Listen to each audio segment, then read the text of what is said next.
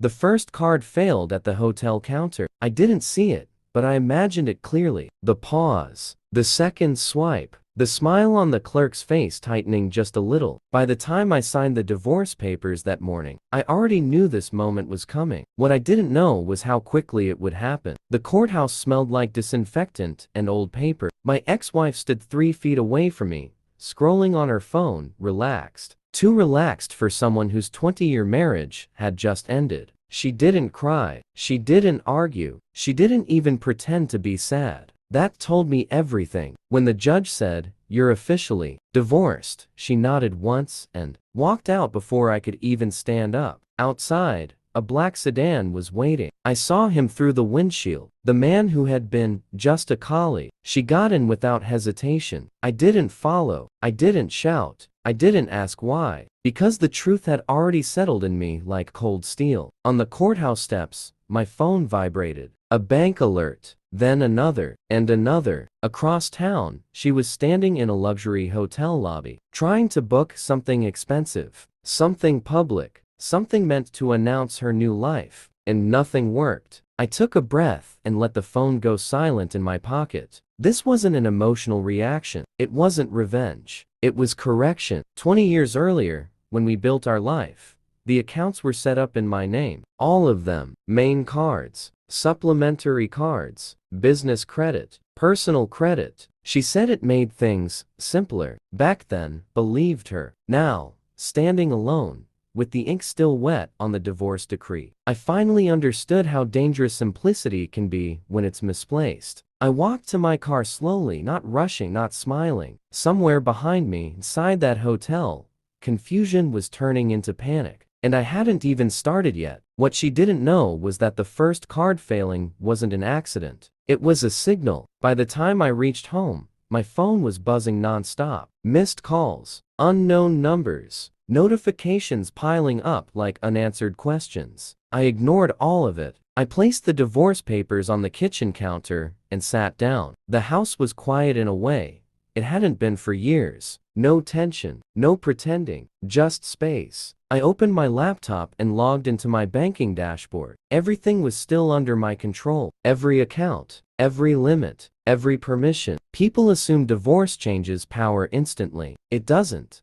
Power shifts only when someone realizes where it actually lives. I reviewed the transactions from the last 6 months carefully. I wasn't angry. Anger makes you sloppy. I was focused. Hotel bookings, airline tickets, designer purchases charged in cities I had never visited. She hadn't even tried to hide it. That confidence told me she believed. I would react emotionally, beg, argue, try to talk it out. She didn't understand that men like me don't explode when betrayed. We go quiet. I checked the supplementary cards next. 15 of them, issued over the years. Some for her, some for family members, some for people who had no business touching my credit. I remembered the conversations clearly. Just for emergencies. Temporary. I'll keep track. I hadn't checked closely before. I trusted too easily. That was on me. Outside, the sun was setting. Somewhere across the city, she was probably telling him to just try another card. I selected the first one and hovered over the option. Cancel. The system asked for confirmation. I didn't rush. Because once I pressed that button, there was no confusion left. No shared assumptions. No shared access. Only consequences. And I intended to make sure they arrived one by one. I canceled the first card. Then I waited. Not for satisfaction, for data. The notification confirmed it was done.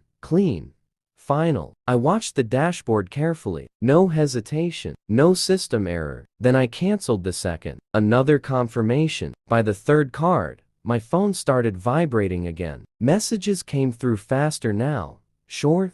More urgent. I didn't read them. Because here's the thing people don't talk about. The moment you stop explaining yourself, the balance shifts. She had spent years assuming access meant entitlement, that my silence meant permission. I canceled 5 cards in total and paused. Not because I was unsure, but because I wanted to see how quickly reality would reach them. I imagined the hotel manager stepping aside, lowering his voice. I imagined the forced smile fading. I imagined her looking at him for answers he didn't have. I leaned back in my chair and let that image sit. This wasn't about humiliation. It was about boundaries that should have existed long ago. Before continuing, checked myself. If I stopped now, things could still be spun. Blamed on a bank issue, a misunderstanding. If I continued, there would be no confusion. I resumed. Card 6. Card 7. Card 8. Each cancellation felt quieter than the last. Not dramatic. Just precise. At that moment, I wondered something.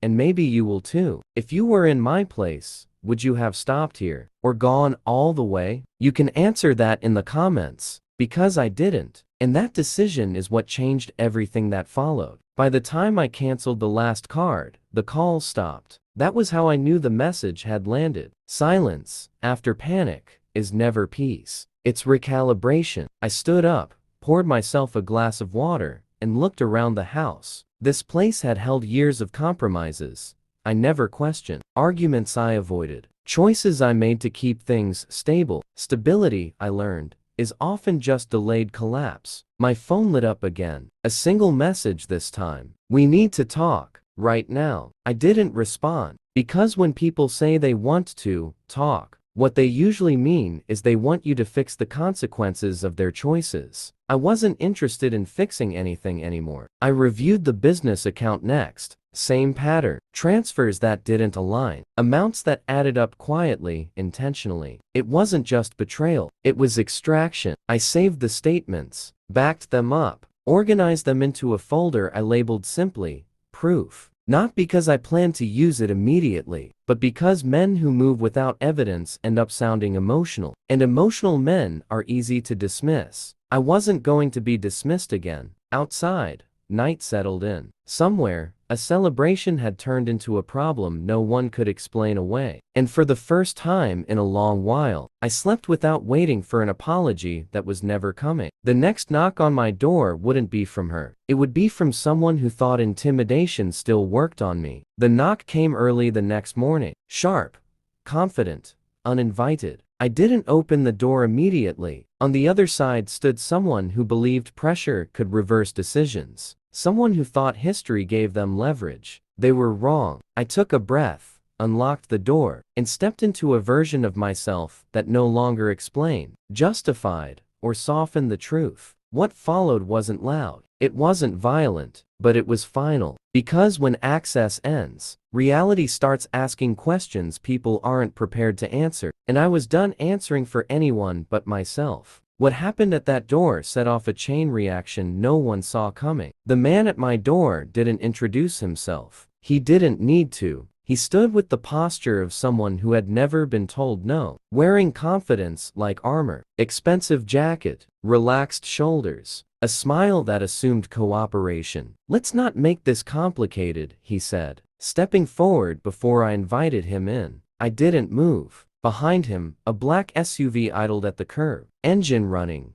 waiting. That told me everything. "You've caused a scene," he continued calmly. "Cards getting canceled, payments failing, people getting embarrassed. That's not necessary." I looked at him for a moment, then stepped aside and let him in. Not because I was intimidated, because I wanted to hear how far he planned to go. He sat down without asking, crossed his legs, looked around the living room like he was inspecting something he already owned. "You and her have history," he said. 20 years doesn't disappear overnight. This can be handled quietly." Quietly. That word again. I leaned against the counter and listened. He talked about stress, about timing, about how everyone just wants to move on. Not once did he say I was wrong. Not once did he say the cards weren't mine. Instead, he framed it as inconvenience. That was the moment I understood the pattern. They didn't believe they had crossed a line. They believed I would eventually redraw it for them. "I'm not here to argue," he said finally. "I'm here to help you avoid unnecessary problems." I smiled for the first time since the divorce, because now I knew exactly what they feared. Not anger, control. And I was about to show him how much of it I still had. I asked him one question. "Do you know whose name the accounts are under?" His smile tightened just a little. "That's not the point," he replied. "The point is resolution." "No," I said calmly. "That is the point." I walked to my desk, opened the folder I had prepared, and placed it on the table between us. No theatrics, No raised voice, just facts. Account names, authorization clauses, transaction logs. He didn't touch the papers. He didn't need to. He already knew. This isn't personal, he said after a pause. You're reacting because you're hurt. That line told me he didn't understand men like me at all. I wasn't reacting. I was correcting years of misplaced access. I'm not reactivating anything, I said, and I'm not discussing it again. He stood up slowly, adjusting his jacket. Think carefully, he warned. People talk. Reputations matter. I nodded once. They do, I agreed. That's why I documented everything. For the first time, his confidence slipped. Not dramatically, just enough. He left without another word. After the door closed, I stood there quietly, listening to the SUV pull away. Then my phone vibrated. A message from an unknown number. We need to fix this. You're going too far. I stared at the screen for a moment. Then I archived the conversation. Before I continue, me ask you something, and answer honestly. At this point, would you still try to keep the peace? Or would you protect what's yours? Because what I chose next changed the scale of everything. That afternoon, someone much closer to her showed up. It was her sister. She didn't knock. She pounded. I opened the door slowly. She stormed in, already speaking, already angry. Do you have any idea what you've done? She demanded. He was humiliated. I waited until she finished. Then I said, good. She froze. You can't just shut everything down, she snapped. Those cards were being used. Plans were made. That's the problem, I replied. They were being used. She laughed, sharp and dismissive. After everything she gave you? I looked at her steadily. You mean after everything I funded? That shut her up for half a second. Not long, but long enough. You're acting like a victim, she said. This is petty. No, I corrected. This is accounting. She stepped closer,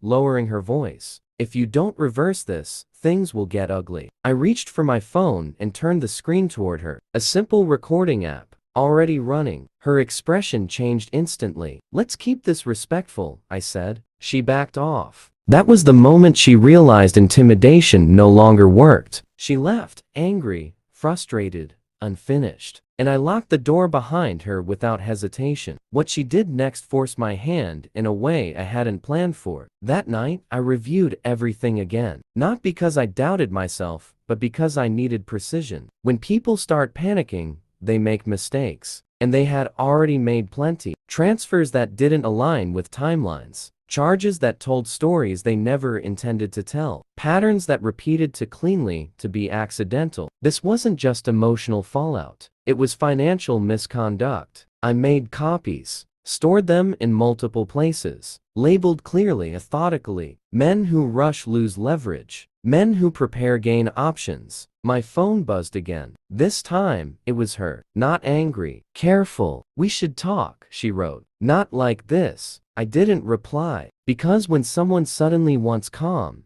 it means their backup plans failed. I poured myself a drink and sat down. Tomorrow, I decided, I would take the next step. Not toward revenge. Toward closure. And that step would put everything into motion. The next morning, I contacted a lawyer. Not to threaten, to confirm. I laid everything out, slowly, clearly, without emotion. He didn't interrupt. When I finished, he closed the folder and looked at me. You're not overreacting, he said. You're late. That sentence stayed with me. Late. Not wrong. Not dramatic. Late. He explained my options, the leverage, the consequences for them. I listened carefully, because from this point forward, every move had to be deliberate. When I left his office, the city looked different. Not hostile. Transparent. People moved around unaware that their assumptions were already collapsing. My phone buzzed again. This time, it was a notification from the hotel. Reservation status, pending cancellation due to unpaid deposit. I didn't react. I simply saved the screenshot. Because I knew exactly where this was heading. And so did they, even if they didn't want to admit it yet. What happened at that event would make silence impossible. The confirmation email from the hotel arrived at 9:12 a.m. Subject, reservation status update. They hadn't canceled yet, but they were close. The deposit deadline was 48 hours away. That detail mattered. I didn't forward the email. I didn't reply. I archived it and continued my day like nothing had changed. That was the advantage. They didn't understand. While they were reacting minute by minute, I was operating on timelines. By noon, my phone rang again. This time, I recognized the number. I let it ring. Then again. On the third call, I answered not because I owed an explanation, but because silence only works when used deliberately. You need to stop this, she said. Her voice was lower than before. Controlled. This is getting out of hand. I leaned back in my chair. What exactly is this? I asked. You know what I mean, she replied. The cards. The hotel. People asking questions. I waited. People reveal more when you don't rush them. You're embarrassing everyone, she added. Including yourself. That was interesting. Not you're wrong. Not this isn't legal. Just you're embarrassing yourself. I haven't spoken to anyone, I said calmly. If people are asking questions, maybe they're overdue. She exhaled sharply. You don't need to punish everyone because our marriage ended. Punish. Another word chosen carefully. I didn't punish anyone, I said. I withdrew access. There was a long pause. Look, she said finally. Let's meet. Just us. No lawyers. No drama. There it was. The moment they try to pull you back into private conversation is the moment, you know, public consequences scare them. I don't meet without structure anymore, I replied. Send it in writing. She hung up without saying goodbye. I stared at the phone for a moment, then set it face down. Because the next phase wasn't about conversation. It was about visibility. Cliffhanger. And visibility is the one thing secrets don't survive. The lawyer called me that afternoon. Something changed, he said. I listened. They've started asking questions, quietly, through third parties. About what? You know. I smiled to myself. Questions always come before concessions. They're trying to assess damage, he continued, which means they don't think they can control the narrative anymore. I thanked him and ended the call. That night, I organized everything again. Not because I needed to, but because repetition sharpens intent. Statements, emails, screenshots, dates. I wasn't building a case for court yet. I was building clarity. While I worked, I thought about something unexpected. How many men sit where I was months ago? Quiet, rational, enduring. Things they shouldn't because they believe. Restraint equals dignity. I used to believe that too. What I learned is this. Dignity isn't silence. It's choosing when and how you speak. If you're reading this and it feels familiar, you already understand why I'm telling it this way. Some stories aren't shared for sympathy, they're shared so patterns don't repeat. I closed the folder and set it aside.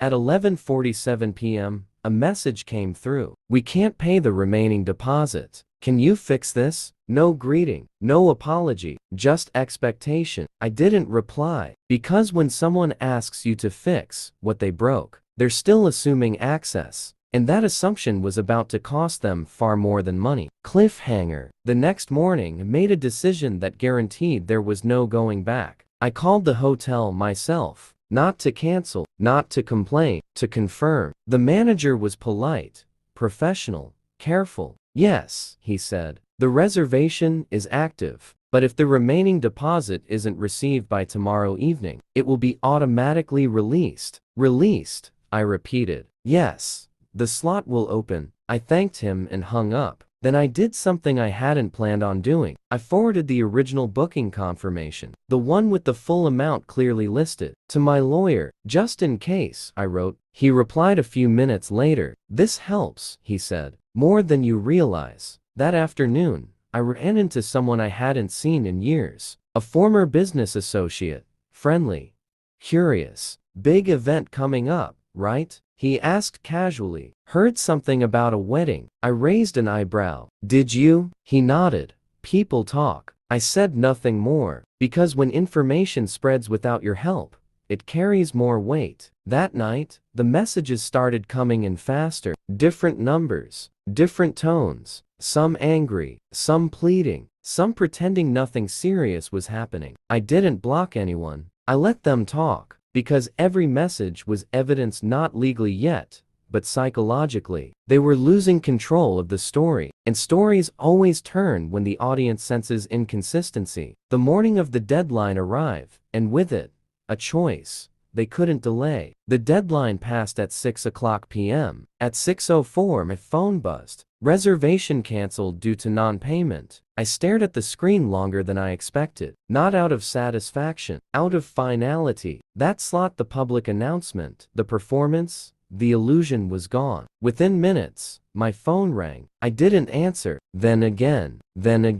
Messages followed. What did you do? You ruined everything. You promised nothing. That last one almost made me laugh. I hadn't promised anything. I had simply stopped compensating for decisions that weren't mine. That evening, I received an email from the lawyer. They're panicking, he wrote. This is usually when people make their biggest mistakes. He was right. Because panic compresses time, and compressed time leads to exposure. Later that night, a mutual acquaintance called me. I don't want to get involved, he said quickly, but you should know they're telling people you sabotage them. I nodded slowly. Let them, I replied. Because when accusations don't align with facts, they collapse on their own. I went to bed that night knowing one thing with absolute certainty. The next move wouldn't be theirs. And when I finally spoke, it wouldn't be in private. The invitation arrived the next morning. Not to the event, to a meeting. Neutral location, public place, time and date already chosen. That alone told me they were trying to regain footing. I forwarded it to my lawyer. We'll attend, he replied. Together. I looked at the message one last time before closing it. Because once lawyers sit at the table, stories stop being emotional and start becoming factual, and facts don't bend. I dressed carefully that day, not formally, intentionally. People underestimate how much presentation matters when control shifts. They expect rage or desperation. I gave them neither. When I stepped out, the city felt different again, not because anything external had changed, but because the narrative had. I was no longer responding, I was leading. What happened at that meeting would determine whether this ended quietly or became impossible to ignore. The cafe they chose was busy enough to discourage shouting, but quiet enough for serious conversations. Calculated? I arrived 5 minutes early with my lawyer. We sat where the light hit the table directly. Visibility matters more than people realize. They arrived together. She looked composed. Too composed. He looked tired. The kind of tired that comes from pretending control still exists. No hugs, no greetings. We sat. I'll start, he said quickly, leaning forward. We don't want this to escalate. My lawyer didn't speak. Neither did I. He continued anyway. People always do when silence unsettles them. The situation got out of hand, he said. The cancellation, the rumors, clients asking questions. None of this benefits anyone. I watched his hands. Slight tremor, controlled, but present. We're willing to compromise, she added. Put everything behind us. Behind us. That phrase again. My lawyer finally spoke. Calm, neutral, precise. Let's clarify something first, he said. Are you denying the transfers? They both froze. No, she said carefully, but. And are you denying the supplementary cards were issued under my client's name? He continued. Another pause. No. Good, he said. Then let's proceed. He opened the folder. That sound, paper against paper, was louder than any argument. One by one, the facts came out.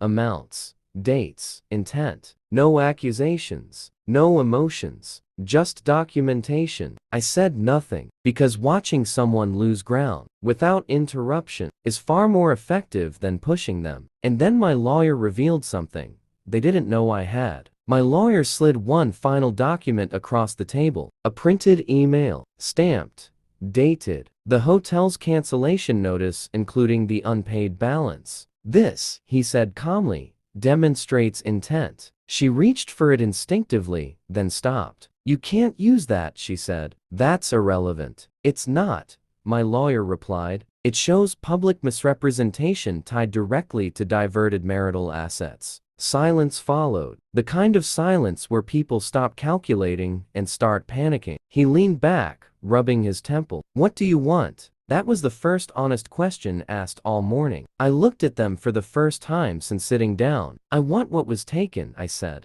And I want distance. No threats. No insults. Just terms. They tried again, softer this time, more careful. Payment plans, partial returns, delays. My lawyer shook his head gently. The window for negotiation already closed, he said. This meeting is about resolution, not discussion. She stared at me, then really looked, as if trying to decide whether I would flinch. I didn't. Because this wasn't about winning anymore. It was about ending the pattern. Their final move was desperation, and desperation always exposes character. They asked for time. Just a few days, she said. We can fix this. I glanced at my lawyer. He gave a subtle nod. Put it in writing, he said. They hesitated. Because writing turns promises into liabilities. They agreed anyway. As they stood to leave, she paused. You didn't have to do this publicly, she said quietly. I met her eyes. I didn't, I replied. You did. She looked away. After they left, I stayed seated for a moment. Let the noise of the calf settle back in. My lawyer packed the documents calmly. You handled that well, he said. Most people don't. I nodded. Because restraint looks different when it's chosen, not forced. If you're reading this and wondering whether silence makes you weak,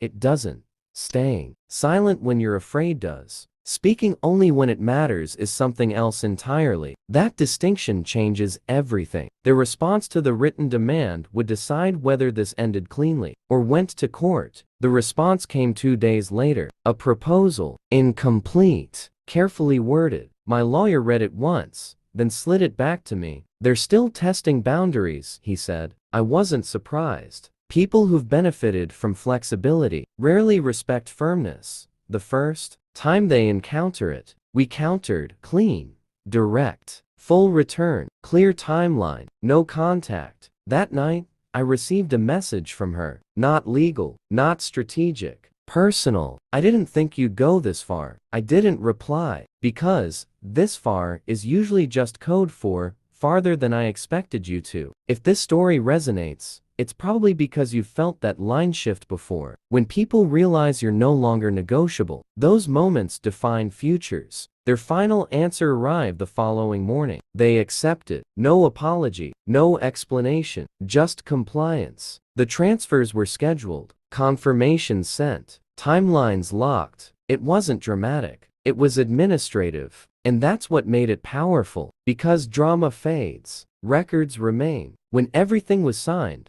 my lawyer shook my hand. This is over, he said. I stepped outside and felt something unexpected. Relief, not because I had won, but because I no longer had to carry what wasn't mine. Some endings don't come with applause. They come with silence that finally feels earned. What happened after the settlement, at the event they tried to save, is what people still talk about. The event still happened. Not the way it was planned. Not the way it was advertised. Scaled down. Quiet, smaller venue, fewer people, but it happened. I didn't attend. I didn't need to, because by then, the story had already arrived before I did. A former client called me the next morning. Strange night, he said. People were confused. Things didn't add up. I listened without interrupting. He told me about the missing names on the guest list, the awkward explanations, the quiet exits, no confrontation, no scene, just discomfort. The kind that lingers. After the call, I sat alone in the living room and realized something unexpected. I didn't feel satisfaction. I felt distance. Distance from the chaos.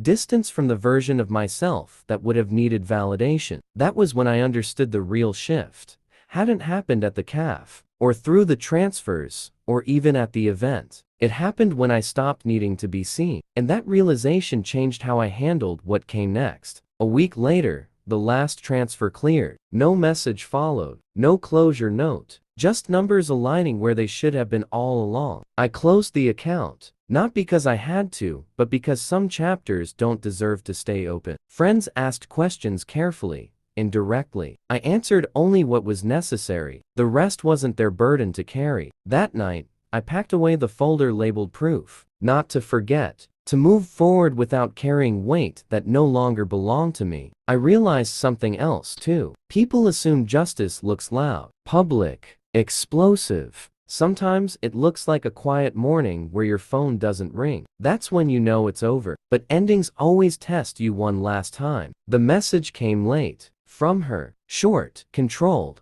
almost careful. I hope you're doing well. I read it once. Then again. There was no apology in it. No explanation. Just a line designed to reopen something that had already closed. I didn't reply. Not out of bitterness. Out of clarity. Some conversations don't need answers. They need boundaries. I blocked the number, and for the first time since the divorce, I slept without thinking about the next move. Because there was no next move. There was just forward, and forward looked different than I expected. Life didn't transform overnight. There was no dramatic reset, no sudden happiness, just consistency. Work felt lighter, decisions felt cleaner. I noticed how often I used to compromise just to keep things smooth, and how little smoothness I had actually received in return. Respect, I learned, isn't negotiated after it's lost. It's enforced by what you allow. The story didn't end with applause. It ended with peace,